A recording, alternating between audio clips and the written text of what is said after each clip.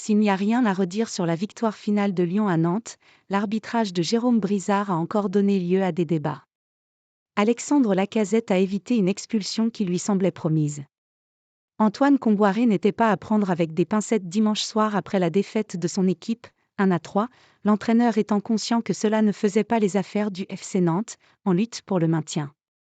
Même s'il ne conteste pas le succès final de l'OL, le technicien en voulait terriblement à l'arbitre de la rencontre et à la VAR de ne pas avoir expulsé Alexandre Lacazette, auteur d'un coup de coude sur Zézé à la 53e minute de jeu. Pour Kombouaré, cette non-décision est un scandale et elle a inévitablement marqué un tournant puisque l'attaquant de Lyon a ensuite marqué. Kombouaré en colère. Sur la faute, le 4e arbitre me dit « Monsieur Kombouaré, on a checké et à la VAR ils nous disent que c'est un coup d'épaule. » Ok. Je lui dis plusieurs fois, demandez à Monsieur Brizard d'aller voir le VAR. Il n'y a que ça que je souhaite, après je vais dans le vestiaire et quand je vois les images, je suis scandalisé, j'ai les boules. On fait confiance au corps arbitral et là, ils peuvent me raconter ce qu'ils veulent, sur le geste de Lacazette, même si c'est involontaire comme le dit l'arbitre, c'est carton rouge tous les jours, c'est un coup de coude. Dans 10 ans je continuerai à dire que c'est carton rouge, a lancé un Antoine Kombouaré très agacé.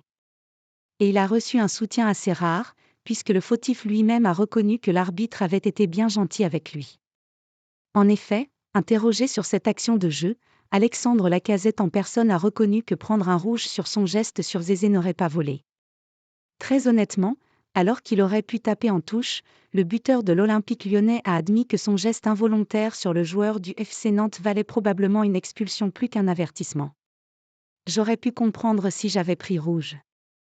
Je ne pars vraiment pas avec l'intention de mettre le coude mais sur les images il y a contact avec le coude, c'est vrai.